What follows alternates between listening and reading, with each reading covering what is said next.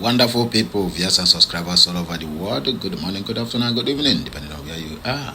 I beg you, make una see how the Zoological Republic of Nigeria Vice President was disgraced in the ongoing United Nations General Assembly that is that is happening in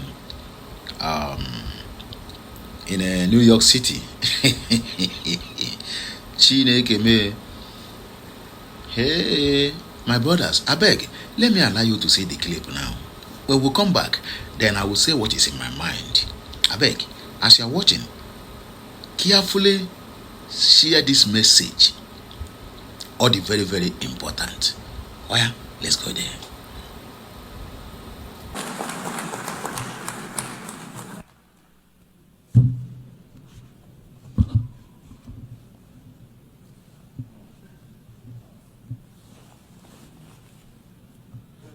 Madam President, Mr. Secretary General, Excellencies, Heads of State and Government, distinguished delegates.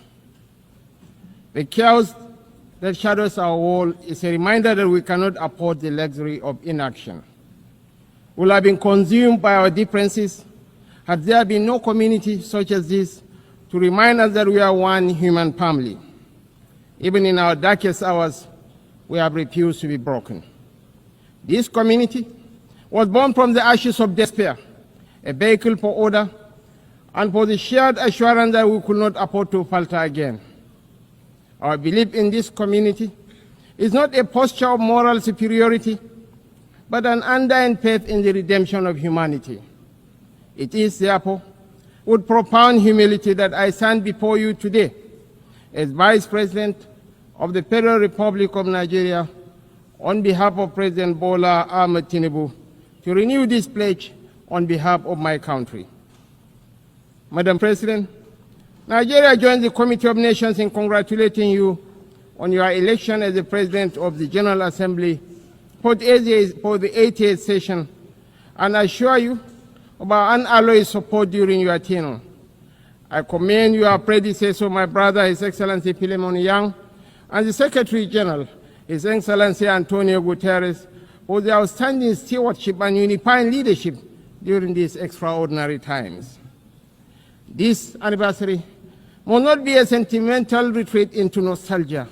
It must be a moment of truth, a pause to measure where we have stumbled and how we might have done better in turning our values into action that meets the demands of today. We are here to deliver a world of peace and development, where the respect for human rights is paramount. We must recalibrate the delicate balance between our roles as sovereign governments and our duties as collective partners to renew multilateralism in a world that has evolved far beyond what it was in 1945. The pace of change across borders is a force without pause.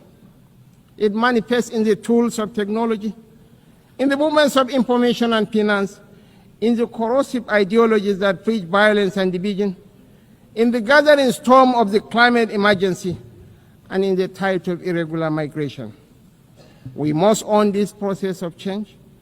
When we speak of nuclear disarmament, the proliferation of small weapons, Security Council reform, fair access to trade and finance, and the conflicts and human suffering across the world, we must recognize the truth. These are stains on our collective humanity. For all our careful diplomatic language, the slow pace of progress on these hardy perennials of the UN General Assembly debate has led some to look away from the multilateral model. Some years ago, I noticed a shift at this gathering.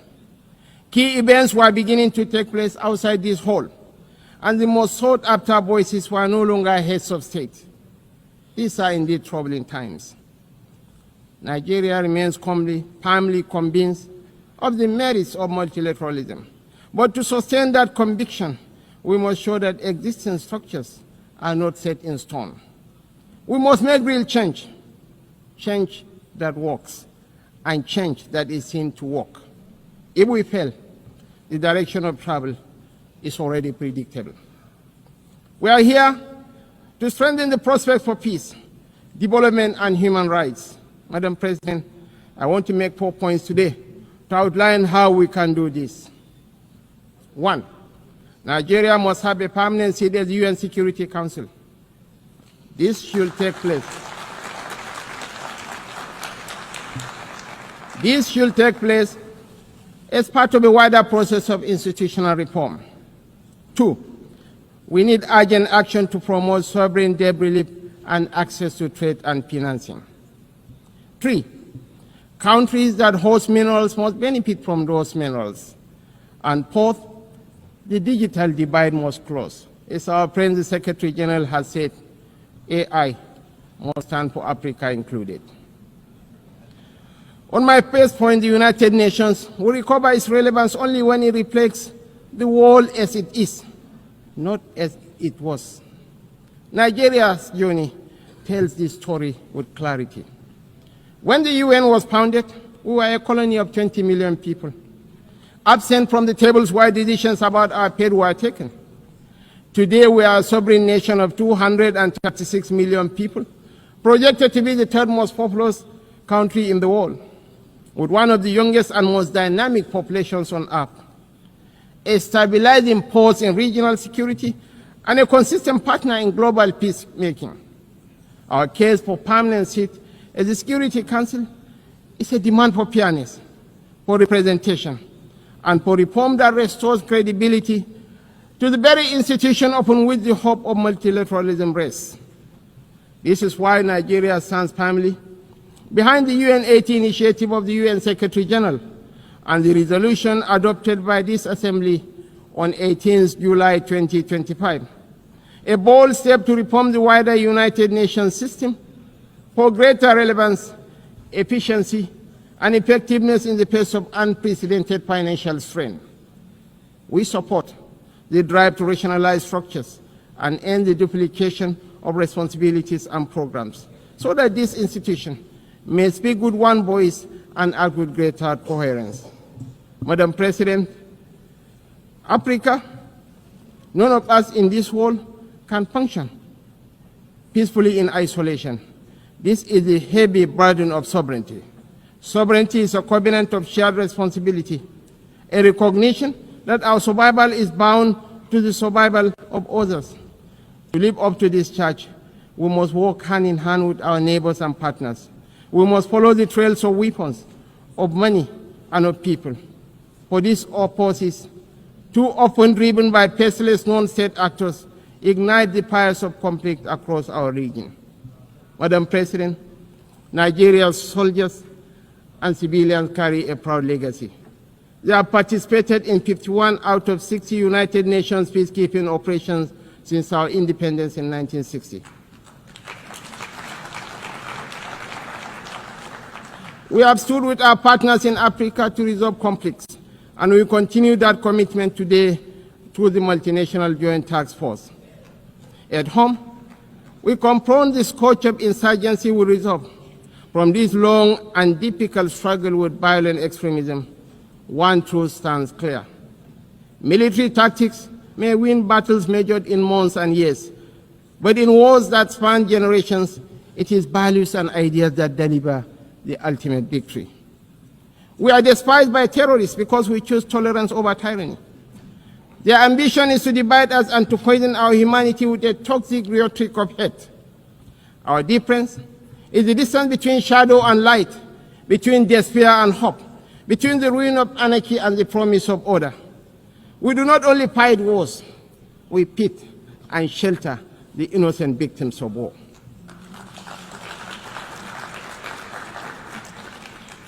This is why we are not indifferent to the devastations of our neighbors near and distant. This is why we speak of the violence and aggression visited upon innocent civilians in Gaza, the illegal attack on Qatar, and the tensions that scar the wider region. It is not only because of the culture of impunity that makes such acts intolerable, but because our own bitter experience has taught us that such violence never ends where it begins. We do not believe that the sanctity of human life should be trapped in the corridors of endless debate. That is why we say without stuttering and without doubt that a two-state solution remains the most dignified path to lasting peace for the people of Palestine.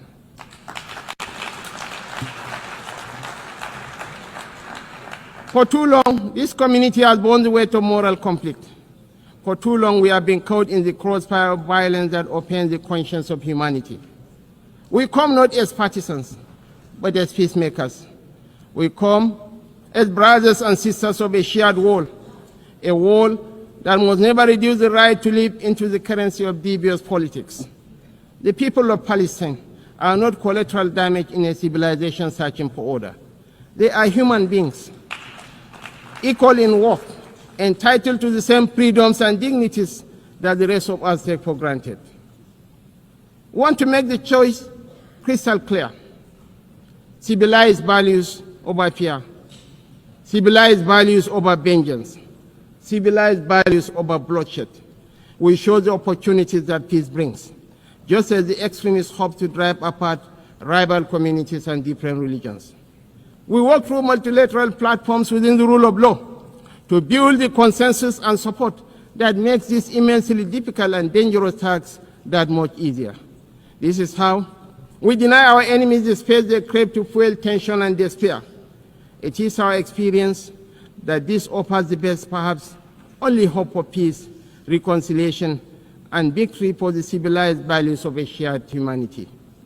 Nigeria is a diverse country, also recognizes the variable geometry of democracy in different forms and speeds. For this reason, we are working with the United Nations to strengthen democratic institutions in our region and beyond through the Regional Partnership for Democracy. Madam President, point 2. The price of peace is eternal vigilance. The increasingly difficult security outlook has prompted many member states to count the cost of the emerging world order. We in Nigeria are already familiar with so difficult choices: infrastructure renewal or defense platforms, schools or tanks. Our view is that the path to sustainable peace lies in growth and prosperity. The government has taken difficult but necessary steps to restructure our economy and remove distortions, including subsidies and currency controls that benefited the few at the expense of the many. I believe in the power of the market to transform. Our task is to enable and facilitate, and to trust in the ingenuity and enterprise of the people. But the process of transition is difficult and brings unavoidable hardship. This year, we held the inaugural West African Economic Summit in Abuja to bring investors and opportunities together. The results far exceeded our expectations and are a clear indication of what innovation can deliver. It is in that same spirit of dynamic review that I invite the United Nations to re-examine the best use of scarce resources. One critical area is climate change. It is not an abstract issue about an indeterminate fate to be settled at some distant point in the future. It is not even solely an environmental issue. It is about national, regional, and international security. It is about irregular migration. Truly, this is an everyone issue. We are all stakeholders, and we are all beneficiaries of the best outcomes. Madam President, this is why relevant ministers have been instructed to work with the UN to make the best use of climate funds. We believe there are huge shared dividends to accrue from increased support for education, for resilient housing, for access to technology and financing to allow vulnerable communities to thrive, to become part of solutions rather than problems. Nigeria and Africa have made significant strides in recent years to put our affairs in order. We can take that progress to the next level, a level that presents new opportunities for trade, investment, and profit, if we can assess reforms to strengthen the international financial architecture. We need urgent action to promote debt relief, not as an act of charity, but as a clear path to the peace and prosperity that benefits us all. I'm calling for new and binding mechanism to manage sovereign debt, a sort of international court of justice for money that will allow emerging economies to escape the economic straitjacket of primary production of unprocessed exports. It has been over 4 decades since the Lagos Plan of Action outlined a route away from debt and dependence that highlighted opportunities that today should still be explored for local added value for processing and manufacturing in everything from agriculture to solid minerals and petrochemicals. The African Continental Free Trade Area is a remarkable achievement of cooperation. We remain fully committed to the achievement of the SDGs and are convinced that this can be best delivered by focusing principally on our primary mission of growth and prosperity. Madam President, on our third point, we welcome steps to move towards peace in the Democratic Republic of Congo.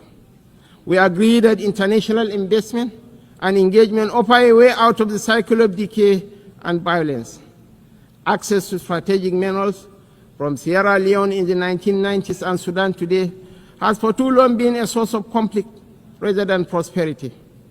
Africa, and I must include Nigeria, has in abundance the critical minerals that will derive and drive the technologies of the future.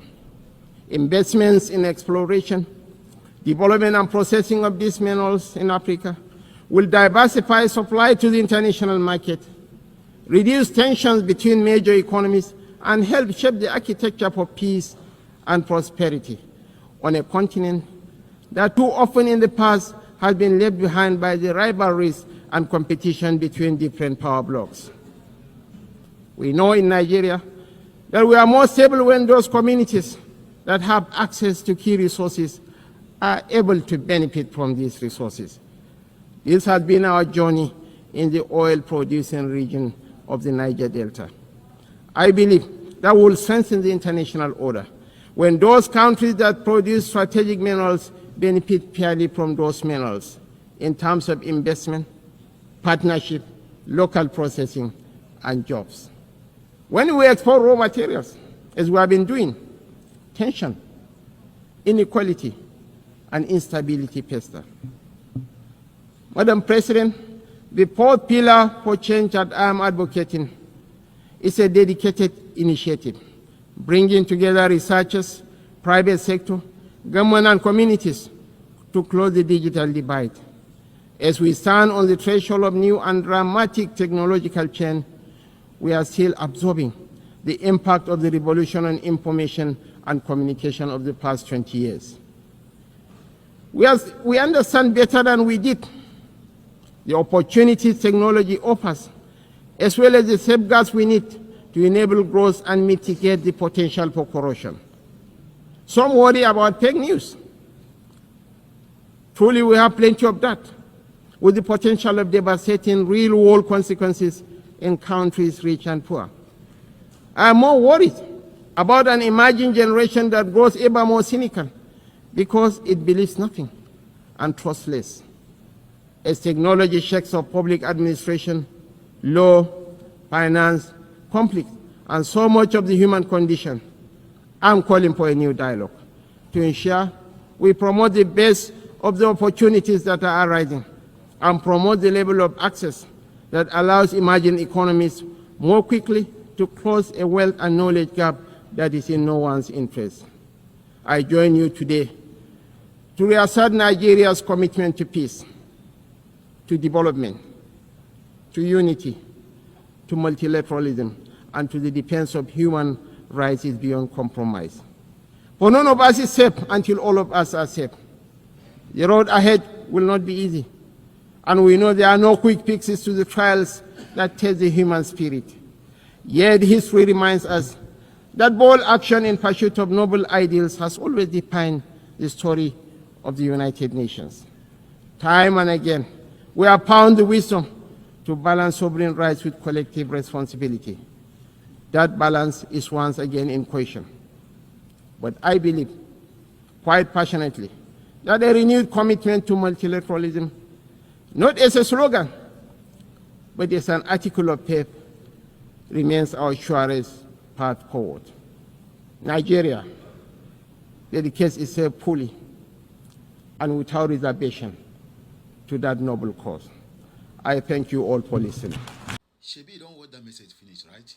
Okay, let me explain why Shetima is disgraced in that event. One, Shetima is reading on behalf of Bola Ahmed Tinubu in that event. So Tinubu that sent him is now accomplished as a terrorist sponsor president by a court in Canada. That is number one. Number two, Shetima, who is saying that Nigeria is supposed to have a permanent seat in United Nations Security Council, is the founder and also sponsor of Boko Haram terrorism till today. Number three, you want Nigeria, the only country who will rehabilitate criminals, terrorists, bandits, and initiate them into their military, not even direct to their military, but giving them a high-ranking office in their military, in their security architecture. Is that the country that is asking to have a permanent seat in United Nations Security Council? The caucus where security of every region, every country, every continent is being discussed, is where you will bring Nigeria, who have infiltrated their own security architecture with terrorists, with bandits, and all manner of miscreants. Can't you see that clap they are clapping for him there, my brother, is a clap of death? Listen to me and listen good. Not everybody who smile with you, who laugh at you, or who laugh with you is your friend. Some people laugh because they see others laughing. Some people laugh because they see you laughing and they laughed. That does not mean they love you or they care for you. So the clap there is just a clap of death, because it seems like he is talking to small boys, secondary school boys. You want to have a permanent seat in the United Nations Security Council, whereas you people are the ones sponsoring terrorism just to steal what belongs to the people. You manufacture artificial terrorism, killing people just for fun, and then you want to have a permanent seat at the United Nations General Assembly. Can't you see that that country or that contraption called zoo, they don't have brain? This is the reason why they make cow number 2 citizen, because they think like cows. If not for what would I call it? If not that the thing that is pushing them will also push them to where they are going to die. Why is Bola Ahmed Tinubu running from going to US? This is the second time that they have this meeting. He refused to go. Why? What is pursuing him? Let me take few comments, just few comments, and then I'll round up. Patrick said that is good, but apart from population, what has Nigeria achieved in order to merit the request? Fortune teller said he addressing to Nigerians, most of who traveled with him, because the hall is empty. Other members of the United are like, see these chief people, of course. Then we have Obin Naurakwe said the first major step is credible elections and deep democratic echoes. Complete eradication of corruption is a minimum for a permanent seat at Security Council, and not doctored figures or speeches. There should be no trust issues, and there should be a track record of civility and adoration of human dignity. The United Nations Security Council serves to uphold humanity and not mere political expressions. Here is where we are going to end it. Let me know what you think concerning this message at the comment section of this video. As you are watching, please share, like, and make sure you subscribe for more interesting videos. Until I come your way again, I, Amandia Nese of Okuta Daily Talk, is here once again with your Unga news. Ke Mesiano, my people.